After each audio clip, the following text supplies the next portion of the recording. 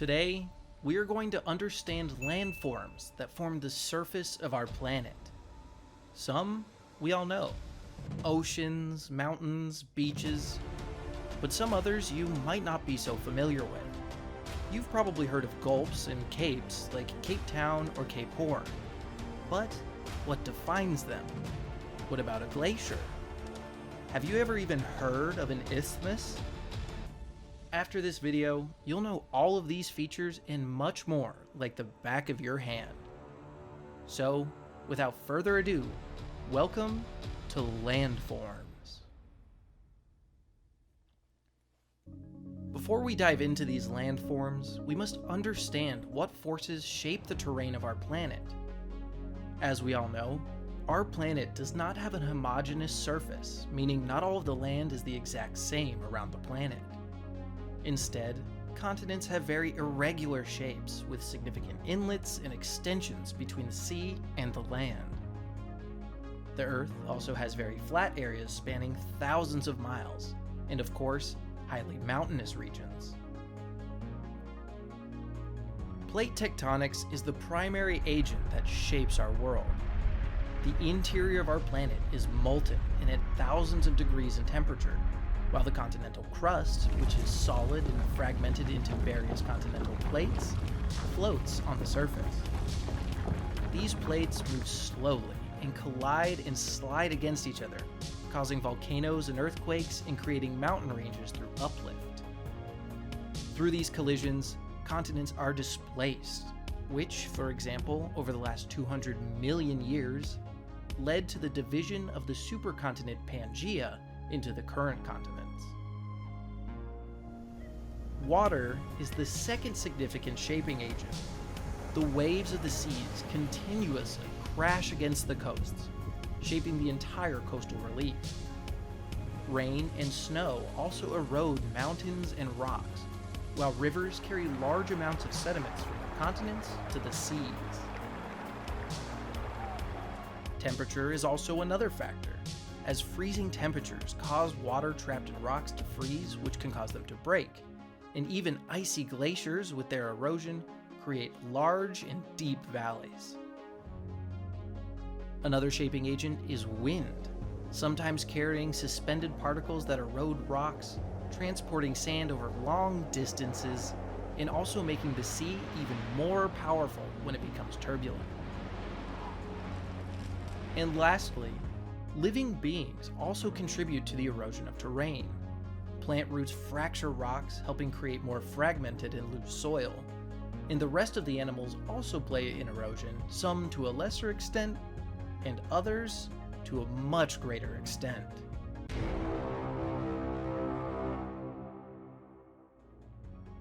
But now that we know what shapes our Earth, let's take a look at some of those shapes.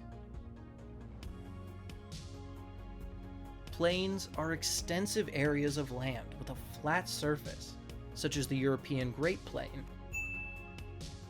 which, as we can see on this map, covers a vast expanse and is in fact very flat. In this type of physical map, there is a color scale that starts with dark green for areas at sea level, and the shades get lighter as we go higher in altitude, transitioning through light green and beige. Brown tones begin at around 1,000 meters of altitude, or even purple or brown if the mountains are even higher. As you can see, these plains stay more or less the same color throughout, indicating there isn't much change in elevation. In other words, they're flat. Plateaus are large plains, but they're at a high elevation relative to sea level, such as the two subplateaus of the Iberian Peninsula or the Tibetan Plateau. Here in the Tibetan Plateau, the color code indicates that the entire terrain forms a plain, as it is mostly the same color, but at a much higher altitude. Mountains are one of the landforms you certainly already know.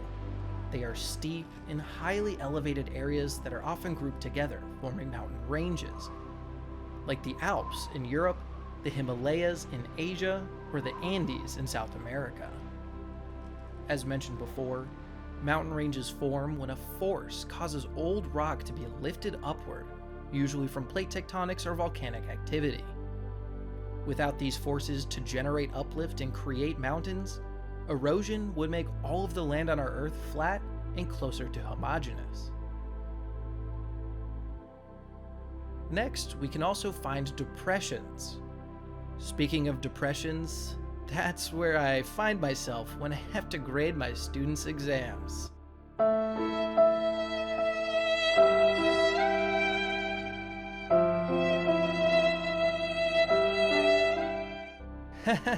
Just kidding.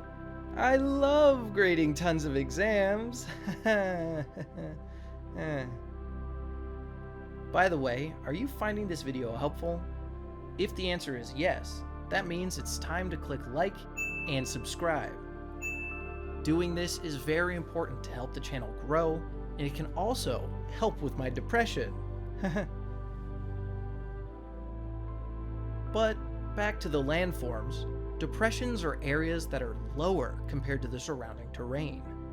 Typically, this is because rivers, which erode the landscape significantly, have excavated the land over millions of years by carrying away the soil from the ground the river runs through.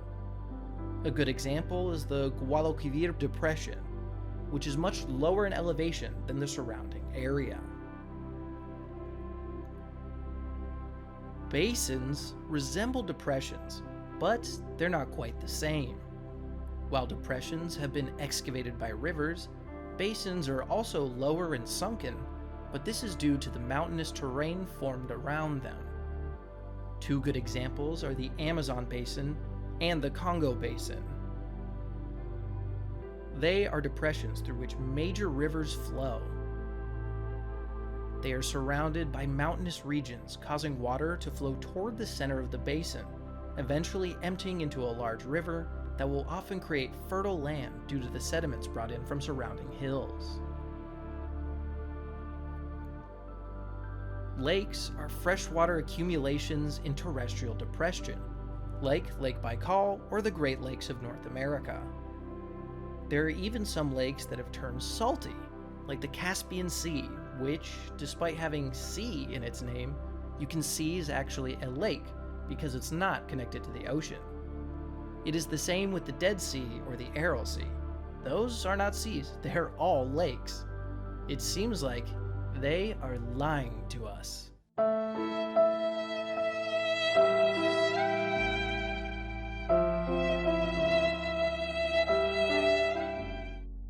In some places, there's not enough fresh water to create a lake, but the area is still flooded. Then we call that a marshland. That is a wetland dominated by grass and full of biodiversity. Valleys are plains or depressions between two mountain ranges, like the Death Valley in the United States, which is also the hottest place on Earth.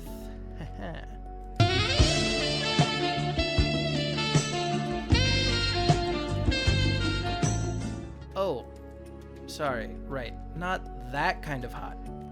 This kind of hot.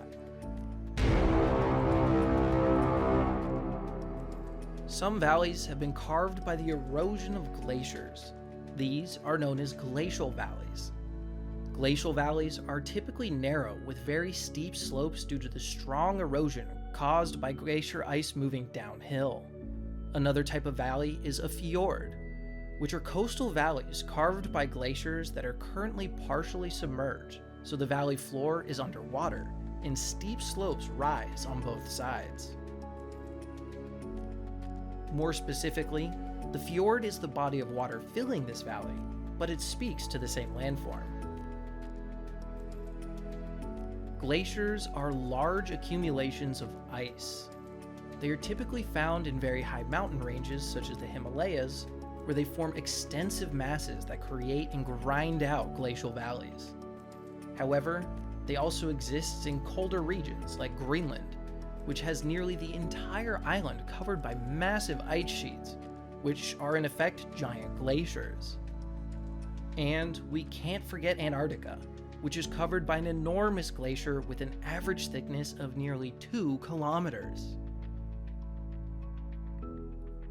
Rivers are permanent flowing bodies of water on the Earth's surface and are a powerful force of erosion over the span of millennia, carving out massive canyons and valleys as they erode the rock they pass through.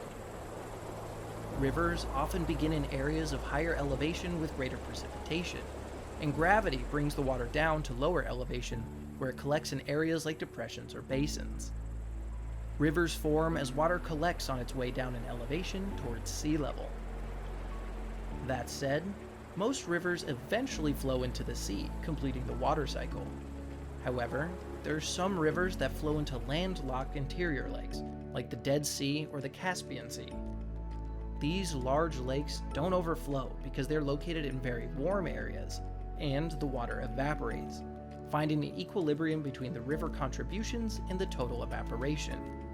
This is what makes these lakes salty, as we discussed earlier.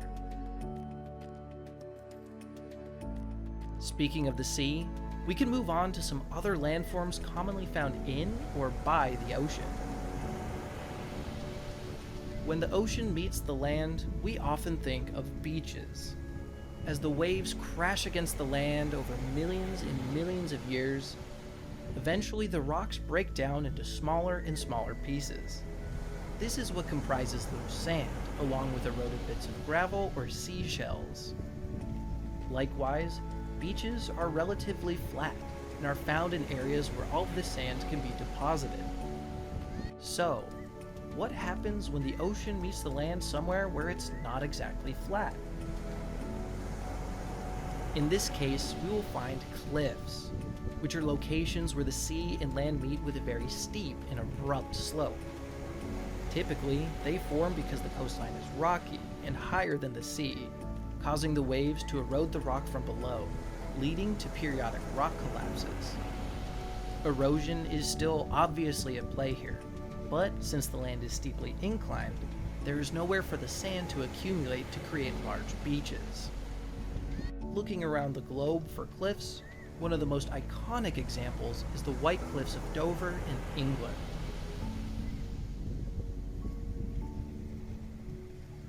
As we mentioned before, more often than not, rivers flow directly into the ocean. When rivers carry a lot of sediments, they sometimes form deltas. These are areas where sediments begin to deposit underwater, but eventually, they grow large enough in size to protrude out from the water and form a group of islands, causing the river to divide into several branches. They often form a triangular shape, and these rich sediment deposits make the soil incredibly fertile and invaluable for agriculture. Indeed, the world's most famous delta is without a doubt the Nile Delta in Egypt, which is 160 kilometers long and of great importance to, you guessed it, Egyptian agriculture. Marshes are coastal lakes that, due to their proximity to the sea, experience infiltration of salt water, resulting in a mix of freshwater and saltwater. Since they are usually very shallow, a lot of reeds and algae grow in them, creating rich ecosystems with numerous fish and birds. The Albufera of Valencia in Spain is an excellent example of a marsh. As we know, coastlines can be very irregular and jagged in shape. One of the causes of this is capes, which are small land masses that extend into the sea, such as Cape Cod near Boston. A similar concept is that of a peninsula, which is a land extension surrounded by water on all sides, except for a narrow area that is connected to the mainland, like the Yucatan Peninsula in Mexico, or the Floridian Peninsula, which, as you can see, is almost entirely surrounded by water. Now, in terms of water, the opposite of a peninsula would be a bay, which are areas of the ocean that are also surrounded almost entirely by land, leaving only one narrow entry and exit into the greater ocean.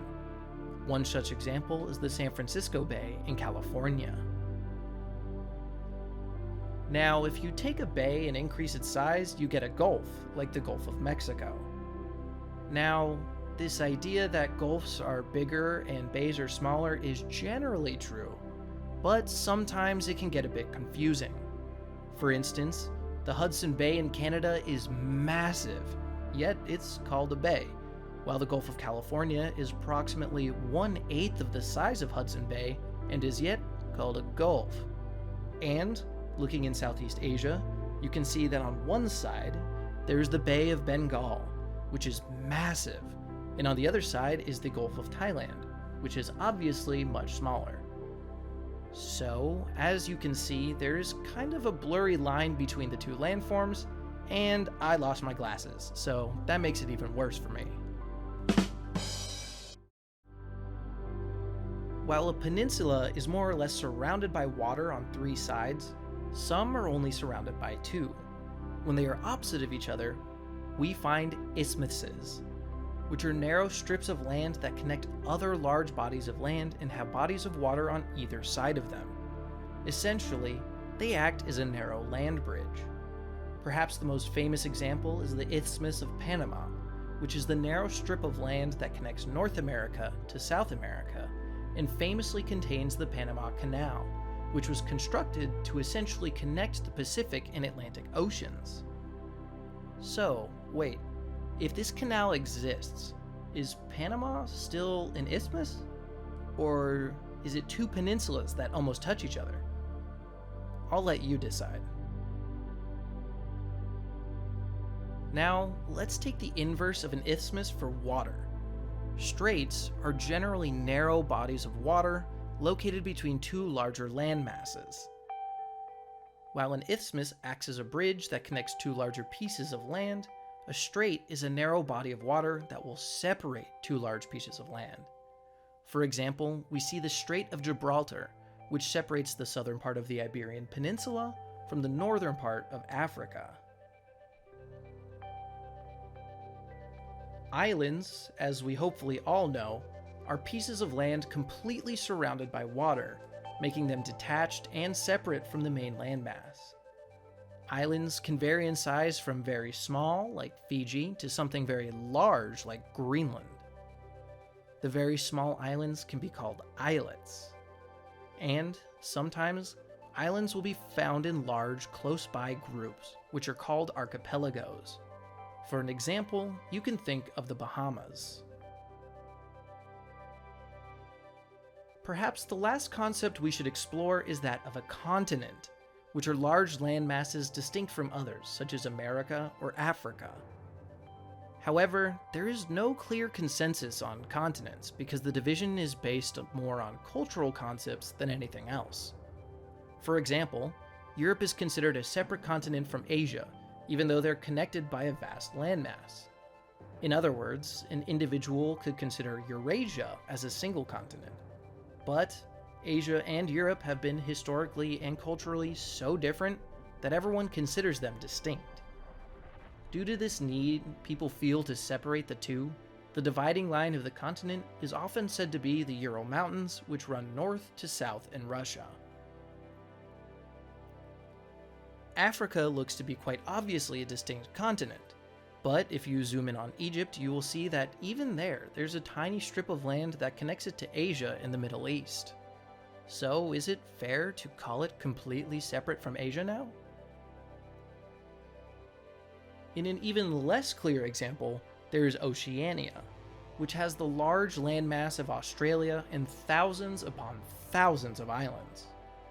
While it is not a single large landmass, and last, some consider North America and South America as a single continent because they form a single landmass from north to south, connected by Panama.